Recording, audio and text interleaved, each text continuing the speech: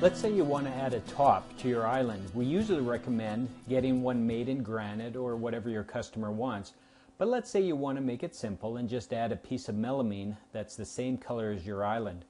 The easiest way to do this is to go under Closet Pieces on your library, which is just above the islands.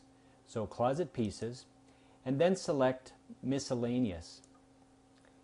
Now I'm going to drag across the top of my island, and let's say that I want a 1-inch overhang all the way around my island.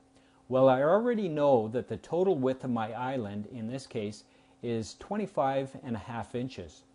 So if I add a 1-inch overhang on either side, I would have an overall width of my top as 27.5 inches. So I'm going to enter that in, 27.5.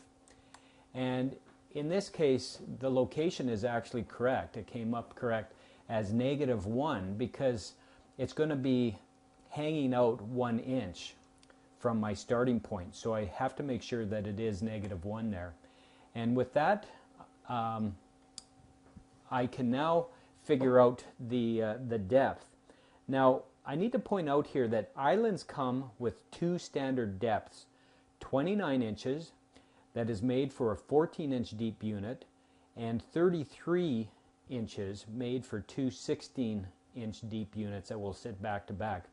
I have used a 14-inch deep unit in this island, so I know that my overall gable depth is 29 inches. So if I add 2 inches to this for a front and a back overhang of 1 inch, I will need an overall depth of 31 inches. So I'm going to change that right now. Now, to position this properly on the cabinet, and this may take a little bit of trial and error, but from the wall, and they're meaning from the island wall, I need to figure that out. Now, if I have 29 inches deep and I divide that by 2, that's going to give me 14.5. But I need to add 3/4 of an inch to that just to position it in the right place. So I'm going to say -15.25. And like I say, you can just experiment a little bit with this.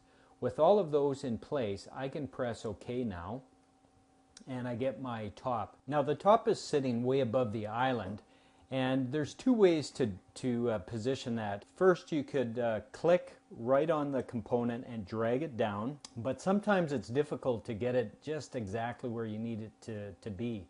So I'm just going to back that up.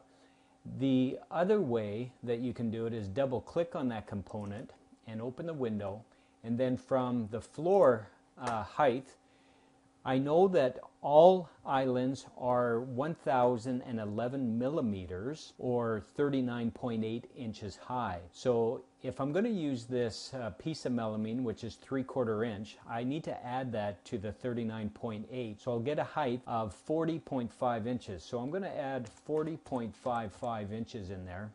So when I go to my top view, I can see everything lines up really nice. And if I want to take a look at the 3D view of how this island's going to look, that's what I get.